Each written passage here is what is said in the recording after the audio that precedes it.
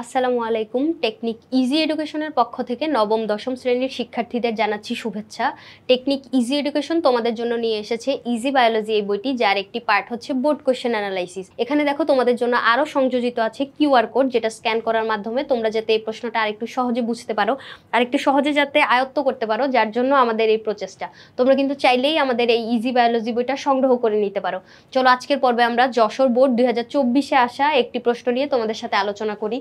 দেখো এখানে একটা সাইকেল দেখতে পাচ্ছি, অর্থাৎ একটা চক্র, যেখানে সূর্যের আলোর উপস্থিতিতে পি প্রক্রিয়াটা সম্পন্ন হবে। পি প্রক্রিয়াটা সম্পন্ন হওয়ার জন্য কার্বন ডাইঅক্সাইড এখানে প্রবেশ করছে, আর দেখো অ্যারো চিহ্নটা এইদিকে হচ্ছে বের হচ্ছে, অর্থাৎ অক্সিজেন নির্গত হচ্ছে। কার্বন ডাইঅক্সাইড গ্রহণ করবে, অক্সিজেন নির্গমন করবে, এবং সূর্যালোকের উপস্থিতিতে, অর্থাৎ বুঝতে পারতেছো এটা হচ্ছে সালোক সংশ্লেষণ প্রক্রিয়া বুঝাইছে। আমরা জানি সালোক সংশ্লেষণ হচ্ছে সূর্যালোকের উপস্থিতিতে সবুজ উদ্ভিদ যে কার্বন ডাইঅক্সাইড পত্ররন্ধ্র দ্বারা শোষণ করে মূলরম দ্বারা গৃহীত পানি এবং ক্লোরোপ্লাস্টের সহায়তায় শর্করা এবং উপজাত হিসেবে অক্সিজেন তৈরি করে। এবার এই অক্সিজেন আবার যেই প্রক্রিয়াটা কিউ প্রক্রিয়ার ভিতর প্রবেশ করতেছে, যেখানে হচ্ছে অক্সিজেন প্রবেশ করার মাধ্যমে আবার কার্বন ডাইঅক্সাইড নির্গত হচ্ছে, তার মানে এটা হচ্ছে শ্বসন প্রক্রিয়া বুঝাইছে। পি প্রক্রিয়াটা হলো সালোক সংশ্লেষণ আর কিউ হচ্ছে শ্বসন। এবার দেখো ক খ গ ঘ চারটা প্রশ্ন কি বলছে। অ্যাডিনোসিন কি? খতে বলছে এটিপি একটি জৈব শক্তি কেন? গতে বলছে এস নির্ভর পি প্রক্রিয়া ধাপ বর্ণনা করো। এস নির্ভর, এস দেখো সূর্যকে রিপ্রেজেন্ট করতেছে, অর্থাৎ সূর্যের আলোর উপস্থিতিতে এস নির্ভর হচ্ছে আলোর উপস্থিতিতে পি প্রক্রিয়া অর্থাৎ সালোক সংশ্লেষণ প্রক্রিয়ার আলো নির্ভর ধাপটা বর্ণনা করা লাগবে।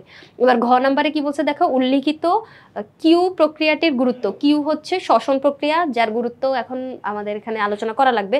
চলো ডান পাশে আরো দেখো, তোমাদের এই প্রশ্নগুলোর জন্য বরাদ্দকৃত নম্বর লিখে দেওয়া আছে। চেষ্টা করবা যে প্রশ্ন যত নম্বর বরাদ্দ সে প্রশ্ন তত প্যারা করে লিখার। চলো এখন উত্তরে যাই। অ্যাডিনোসিন কি? অ্যাডিনোসিন হচ্ছে মেইনলি একটা নাইট্রোজেন বেস। এই নাইট্রোজেন বেসটা হচ্ছে 5 কার্বন বিশিষ্ট রাইবোজ সুগার অনুযুক্ত তৈরি হয়ে, মানে অনুযুক্ত হয়ে তৈরি হওয়া একটা স্ট্রাকচার, মানে 5 কার্বনের এরকম পেন্টাগন একটা স্ট্রাকচার পাওয়া যায়। দেখো ডিএনএ এবং আরএনএ এর গাঠনিক উপাদানগুলো, একটি হলো অ্যাডেনিন, এটি নাইট্রোজেন বেস, এর সাথে 5 কার্বন বিশিষ্ট রাইবোজ সুগার অনুযুক্ত হয়ে তৈরি হয় অ্যাডিনোসিন। এবার এটিপি একটি জৈব শক্তি। কি জন্য এটিপি আমরা এরকম বলতে পারি, মনে করো আজকে তুমি তোমার কোষে, মানে কোষটাতে কোনো হচ্ছে পুষ্টি উপাদান পাচ্ছে না বাইরে থেকে, এখন তোমার যাবতীয় কার্যাবলী জৈবিক যে কার্যাবলী, বিপাকীয় কার্যাবলী সম্পন্ন করার জন্য শক্তি প্রয়োজন। এখন এই শক্তিটা তুমি কিভাবে পাবা? কোষে আগে থেকে সঞ্চয় করে রাখা কিছু শক্তি এটিপি মনে করো, ওইটা হচ্ছে ভেঙে যাবে, ভেঙে গিয়ে একটা নির্দিষ্ট পরিমাণ শক্তি তুমি পাবা। ওই এটিপি যখন ভেঙে যাবে, অ্যাডিনোসাইন ট্রাইফসফেট, ট্রাই মানে 3, ওই 3টা ফসফেট যুক্ত যে অণুটা যদি ভেঙে যায়, তার মানে একটা ফসফেট নির্গত হলো। একটা ফসফেট নির্গত হলে তুমি নির্দিষ্ট পরিমাণ একটা শক্তি পাবা। এখন তোমার কাছে ফসফেট আছে কয়টা? 2টা, তার মানে এডিপি। এখন আরও যদি শক্তি প্রয়োজন হয় তখন এডিপি আবার ভেঙে যাবে। এখানে অ্যাডিনোসাইন ডাইফসফেট অর্থাৎ 2টা ফসফেট আছে, যার থেকে আরেকটা ফসফেট যদি নির্গত হয়ে যায়, তুমি এখানে হচ্ছে আরেকটু শক্তি পাবা। এভাবে তুমি যখন কোষে শক্তির অভাব দেখা দিবে, অর্থাৎ তোমার যখন শক্তি প্রয়োজন হবে, তখন তুমি এই এটিপিটা ভেঙে শক্তি পাইতে পারবা। এখন আবার যখন এই শক্তিটা তুমি পাইছো, তখন তুমি যে জৈবিক অথবা বিপাকীয় কার্যাবলী সম্পন্ন করলা, ওই কার্যাবলী সম্পন্ন করার মাধ্যমে তুমি আরও শক্তি উৎপন্ন করলা। অর্থাৎ মনে করো সালোক সংশ্লেষণ প্রক্রিয়ায় তুমি ওই শক্তিটা কাজে লাগাইছো। সালোক সংশ্লেষণে কি আমরা জানি, শর্করা জাতীয় খাদ্য উদ্ভিদ নিজের চাহিদাটা পূরণ করার পরে অতিরিক্তটা জীবকুলে মানে বিলিয়ে দেয়। এখন ও যে ওই খাদ্যগুলা তৈরি করার মাধ্যমে ওর ওই শক্তি চাহিদা পূরণ করলো, ওই খাদ্যটা আবার যে শক্তিটা, অতিরিক্ত শক্তিটা আবার এসে জমা হবে তোমার যে ওখানে ভাঙা অবস্থায় এএমপি অথবা এডিপি ছিল, ওগুলোর সাথে আবার ফসফেট এসে যুক্ত হবে। মনে করো ডিপি, এটার সাথে আরেকটা ইনঅর্গানিক ফসফেট যুক্ত হবে, যুক্ত হয়ে এডিপি মানে হচ্ছে 2টা ফসফেট, 2টার সাথে আরেকটা ফসফেট যুক্ত হয়েছে, তার মানে 3টা এটিপি হয়ে যাবে এখানে। তার মানে দেখো শক্তিটা আবার চলে আসছে না, এটিপি ভেঙে এডিপি হয়েছিল, এডিপি জোড়া লেগে আবার হচ্ছে এটিপি তৈরি হলো। তার মানে তুমি এখানে চাইলে শক্তি জমাও রাখতে পারতেছো, প্রয়োজন অনুযায়ী খরচও করতে পারতেছো। তার মানে কিসের মতো? একটা ব্যাটারির মতো কাজ করতেছে। আমরা যেরকম ব্যাটারিতে চার্জ দিতে পারি, আবার হচ্ছে প্রয়োজনে ওই শক্তিটা খরচ করতে পারি, তাহলে তুমি এটা হচ্ছে জোড়া লাগে লাগে, আবার হচ্ছে খরচ হয় প্রয়োজন অনুযায়ী, তাহলে ওকে আমরা রিচার্জেবল একটা ব্যাটারির মতো বলতে পারতেছি, অথবা বায়োলজিক্যাল কয়েন বলতে পারতেছি, জৈব মুদ্রা, আমরা যে টাকা প্রয়োজন হলে খরচ করে আবার হচ্ছে আর্ন করে জমিয়ে রাখি, তাহলে বায়োলজিক্যাল কয়েন বা জৈব শক্তি বলতে পারি। এই জন্য হচ্ছে এটিপিকে জৈব শক্তি বলা হয়, কারণ ওটা আমরা প্রয়োজন অনুযায়ী ভাঙা গড়া করতে পারি, মানে ভাঙতে পারি গড়তে পারি।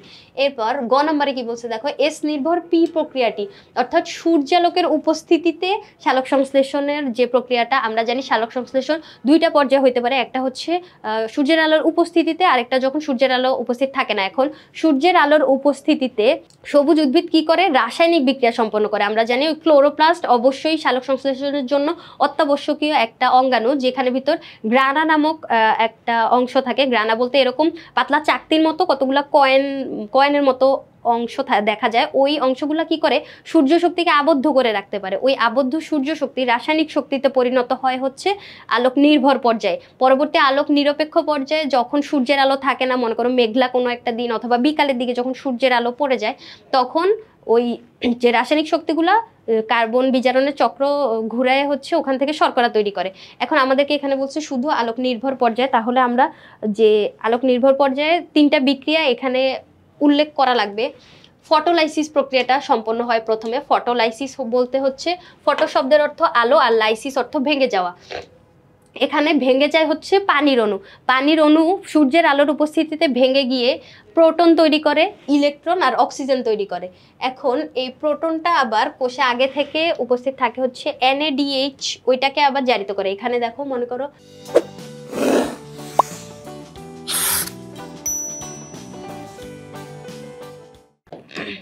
NADPH, ওইটার সাথে এই H প্লাসটা এসে আবার যুক্ত হবে, তাহলে কি হবে, NADPH হচ্ছে দুইটা, NADP একটা H দুইটা H, তাহলে H2, NADPH2।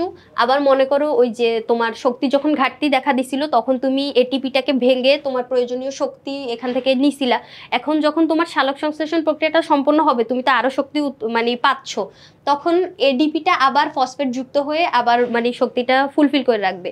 এখন এডিপি মানে দুইটা এডিনোসাইন মানে ফসফেট, এডিনোসাইন ফসফেটের সাথে যদি আরেকটা ফসফেট যুক্ত হয় তাহলে তিনটা, তাহলে এটিপি হইলো। দেখো এডিনোসাইন ট্রাইফসফেট, ট্রাই মানে তিন, তাহলে দুইটার সাথে একটা ফসফেট জোড়া লেগে হচ্ছে এটিপি তৈরি করলো। এখন এই এটিপি আর NADPH2 কে একসাথে বলে হচ্ছে আত্তীকরণ শক্তি। এটা হচ্ছে কোষের ভিতরে মানে প্রোটোপ্লাজমের নিজস্ব একটা শক্তি। এই শক্তিটা পরবর্তীতে তোমার আলোক নিরপেক্ষ পর্যায়ে যায় হচ্ছে ওই শর্করা তৈরিতে সাহায্য করবে। তাহলে আমাদের যেহেতু এখানে সূর্যালোকের উপস্থিতিতে যেই বিক্রিয়াগুলো হয় এইটা আলোচনা করা লাগবে, কারণ বলছে যে সূর্যালোক মানে এস এর উপস্থিতিতে, যেটা বলছে এস ছিল সূর্য, এখন আলোর উপস্থিতিতে আলোক নির্ভর যে পর্যায়টা, ওখানে হচ্ছে সূর্য শক্তি রাসায়নিক শক্তিতে পরিণত হয়ে থাকে। এই তিনটা রাসায়নিক বিক্রিয়া এখানে দিতে পারলে হচ্ছে, আই হোপ 3 নম্বরের জন্য এতটুকুই হচ্ছে এনাফ। এরপর ঘ নম্বরে আমাদের কি চাইছিল বলতো, উল্লিখিত কিউ প্রক্রিয়ার গুরুত্ব, অর্থাৎ কিউ ছিল হচ্ছে শ্বসন প্রক্রিয়া। শ্বসন প্রক্রিয়ার গুরুত্ব, এখন তোমাকে প্রথমে বুঝতে হবে শ্বসন জিনিসটা কি। শ্বসন হচ্ছে এরকম একটা প্রক্রিয়া যেখানে তোমার গৃহীত জটিল খাদ্যবস্তু ভেঙে গিয়ে হচ্ছে সরল উপাদানে পরিণত হয়।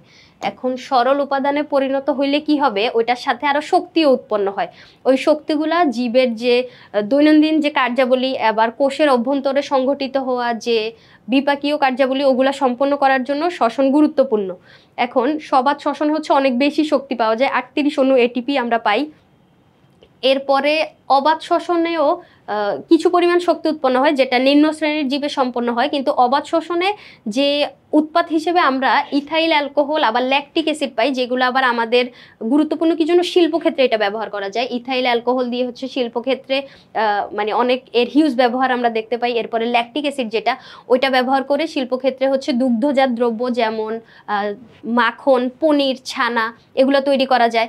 এরপরে শ্বসনে হচ্ছে উপক্ষার আর উপক্ষার তৈরি হয়।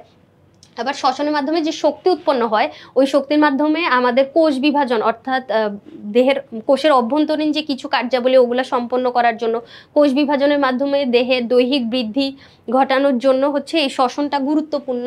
এরপরে আরও কি আছে দেখো, এই প্রক্রিয়া দৈহিক বৃদ্ধি নিয়ন্ত্রণ করে, বিভিন্ন ক্ষার আর উপক্ষার সৃষ্টি করে। আবার কিছু কিছু ব্যাকটেরিয়া এই প্রক্রিয়ায় হচ্ছে বেঁচে থাকে। ও আবার হচ্ছে যে কার্বন ডাইঅক্সাইড উৎপন্ন হয় এই অবাত শ্বসনের মাধ্যমে। অবাত শ্বসনে যে কার্বন ডাইঅক্সাইডগুলো উৎপন্ন হয় ইস্টে, ওই কার্বন ডাইঅক্সাইড উৎপন্নের মাধ্যমে আমরা হচ্ছে পাউরুটি যে ফুলে ও মানে শিল্পক্ষেত্রে পাউরুটি ফোলানোর জন্য এই ইস্টের অবাধ শোষণ ব্যবহার করা, মানে এটা কাজে লাগানো হয়।